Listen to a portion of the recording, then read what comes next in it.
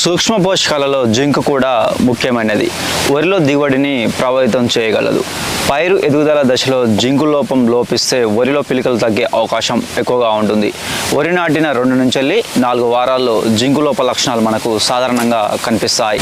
వరిలో జింకు లోపం ఉన్నప్పుడు ముఖ్యంగా ఈ విధంగా లక్షణాలు ఉంటాయి. ముదురు ఆకులపై తుప్పు లేదా ఇటుక రంగు మచ్చలు ఏర్పడడం, ఈనెలు పాలిపోవడం మరియు మొక్కలు గిరిసపారిపోవడం వంటి లక్షణాలు మనకు ముఖ్యంగా కనిపిస్తాయి. ఖరీఫ్ వరి సాగులో మనకు పోల్చుకుంటే యాసంగి వరి సాగులో జింకు లోపం అనేది మనకు ఎక్కువగా కనిపించడం అయితే జరుగుతుందన్నమాట. రైతు మిత్రులందరికీ నమస్కారం. నేను మీ రైతు బిడ్డ ప్రసాద్. మీరు చూస్తున్నారు ప్రసాద్ అగ్రికల్చర్. ఈ వీడియోలో మనం జింకు సల్ఫేట్ గురించి పూర్తి వివరాలను తెలుసుకునే ప్రయత్నం చేద్దాం. జింకు సల్ఫేట్ సాధారణంగా మనకైతే 2 రకాలుగా లభ్యం కావడం అయితే జరుగుతుందన్నమాట.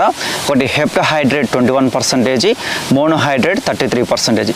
ఫస్ట్గా మనం జింకు సల్ఫేట్ 21% హెప్టాహైడ్రేట్ గురించి తెలుసుకునే ప్రయత్నం చేద్దాం. స్ఫటికాకార నీటిలో కరిగే రూపంగా మనకైతే ఉండడం అయితే జరుగుతుంది. నేలపై చల్లడానికి మరియు ఆకులపై పిచికారీ చేయడానికి 2 విధాలుగా అనువైనటువంటి జింకు రకం అని చెప్పవచ్చు అనమాట.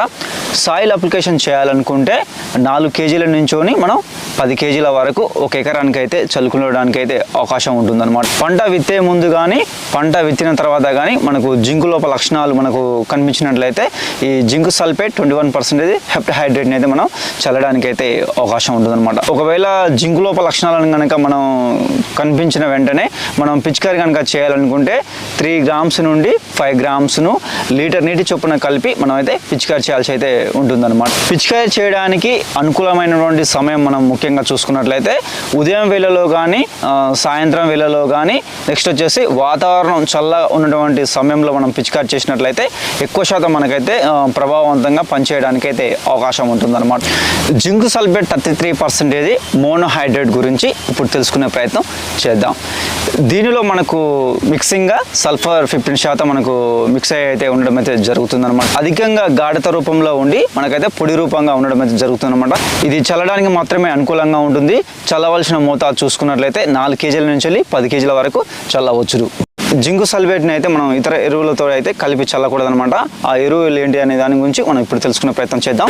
ముఖ్యంగా జింకు సల్ఫేట్ను ఫాస్ఫేట్ ఎరువులతో కలిపి చల్లకూడదు. ఉదాహరణకు డిఏపి, ఎస్ఎస్పి, నెక్స్ట్ వచ్చేసి ఎంబిపి ఇలాంటి ఎరువులతో మనం అయితే కలిపి చల్లకూడదనమాట. అంతేకాకుండా కాల్షియం నైట్రేట్తో లేదా నీటిలో లేదా మనం తడి మిశ్రమాలతో ఈ జింకు సల్ఫేట్ని అయితే మనం అయితే కలిపి చల్లకూడదు. కలిపి చల్లడం వల్ల ఏమవుతుందంటే రసాయనిక చర్య జరిగి కరగని సమ్మేళనాలుగా ఏర్పడి దీని ద్వారా జింకు మరియు ఫాస్ఫేట్ 2 మొక్కలకు అందకుండా మనకైతే జరగడం అయితే జరుగుతుందన్నమాట. ఈ 2 ఎరువుల మధ్య ముఖ్యంగా దూరం చూసుకున్నట్లయితే 8 నుండి 10 రోజుల మధ్య వ్యవధి అయితే ఉండాలన్నమాట. అప్పుడే మనకైతే జింకు సల్ఫేట్ అలా పనిచేయడం అయితే జరుగుతుందన్నమాట. జింకు సల్ఫేట్ను మనం ఇతర ఎరువులతో అయితే కలిపి చల్లుకోవచ్చు. ముఖ్యంగా యూరియా కావచ్చు, నెక్స్ట్ వచ్చేసి ఎంఓపి కావచ్చు, సాధారణ ఎన్పికే ఎరువులు కావచ్చు, నెక్స్ట్ వచ్చేసి సేంద్రియ ఎరువులు కావచ్చు. ఇలాంటి ఎరువులతో అయితే మనం అయితే కలిపి చల్లుకోవడానికి అయితే అవకాశం ఉంటుందని చెప్పవచ్చు అనమాట. జింకు సల్ఫేట్ను మనం వరిలో చల్లడం వల్ల ఎలాంటి ప్రయోజనాలు ఉంటాయని దాని గురించి ఇప్పుడు తెలుసుకునే ప్రయత్నం చేద్దాం. మొక్కల పెరుగుదల, హార్మోన్ల సంశ్లేషణకైతే ఇదైతే తోడ్పడడం జరుగుతుంది. వరిలో కైరా వ్యాధి వంటి తెగులను అయితే రాకుండా నియంత్రణ చేస్తుంది. పైరు ఎదుగుదల లోపం, నెక్స్ట్ వచ్చేసి చిన్న ఆకులు మరియు ఆకు ఈనెల మధ్య పసుపు రంగు వంటి ఏవైతే సమస్యలు ఉన్నాయో అయితే అవి రాకుండా నియంత్రణ చేయడానికి అయితే అవకాశం ఉంటుందన్నమాట. ప్రోటీన్ సంశ్లేషణ, కిరణజన్య సంయోగక్రియ మరియు మొత్తం పంట దిగుబడిని ప్రభావితం చేసేలా మనకైతే ఈ జింకు సల్ఫేట్ చల్లడం వల్ల అయితే మనకైతే ఉపయోగాలు అయితే ఉంటుంది అని చెప్పవచ్చు అనమాట. జింకు లోపం ఎప్పుడు వస్తుంది, ఎందుకు వస్తుంది అనే విషయాలను మనం ఇప్పుడు తెలుసుకునే ప్రయత్నం చేద్దాం.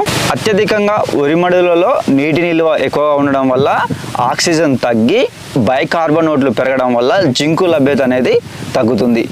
నెక్స్ట్ వచ్చేసి నేలలో pH విలువ ఎక్కువగా ఉంటే అనగా 7.5 కంటే ఎక్కువగా ఉంటే మాత్రం ఖచ్చితంగా అదైతే జింక్ అయితే మొక్కలకైతే అందదు. ఈ సమయంలో జింకు లోపం అయితే ఏర్పడుతుంది అన్నమాట. నెక్స్ట్ వచ్చేసి డిఏపి వంటి భాస్వర్ ఎరువులు అధికంగా వాడినప్పుడు జింకు స్థిరీకరణ జరిగి జింకు లోపం వస్తుందని అయితే చెప్పవచ్చు అనమాట. ఇవి మనమైతే ఇప్పటి వరకు అయితే జింకు సల్ఫేట్ గురించి కొన్ని వివరాలు అయితే ఇవన్నమాట. మీరు ఎప్పుడైనా జింకు సల్ఫేట్ని ఏ సమయంలో చల్లారు, మనకు యాసంగిలో కావచ్చు, ఈ ఖరీఫ్లో దశలో చల్లారు అనే దాని గురించి అయితే నాకైతే కామెంట్స్ చెప్పండి. మీ వరి ఫీల్డ్లో ఎప్పుడైనా జింకు లోపం వస్తే ఎలాంటి జాగ్రత్తలు తీసుకురు, నెక్స్ట్ వచ్చేసి పైపాటుగా ఎలాంటి ఎరువులు చల్లారు, నెక్స్ట్ వచ్చేసి స్ప్రే రూపంలో ఎలాంటి జింకు చల్లారు అనే దాని గురించి నాకు ముఖ్యంగా కామెంట్ చేసి చెప్పండి. ఖచ్చితంగా ప్రసాద్ అగ్రికల్చర్ ఛానల్ అయితే సబ్స్క్రైబ్ చేయండి. సబ్స్క్రైబ్ చేయడం వల్ల మంచి మంచి వీడియోలతో అయితే మీ ముందుకు అయితే రావడం అయితే జరుగుతుంది అనమాట. ఫ్రెండ్స్, ఇది టాపిక్. మనం అయితే మరొక టాపిక్ తో అయితే మనం మళ్ళీ కలుసుకునే ప్రయత్నం చేద్దాం. అంతవరకు సెలవు. జై జవాన్, జై కిసాన్.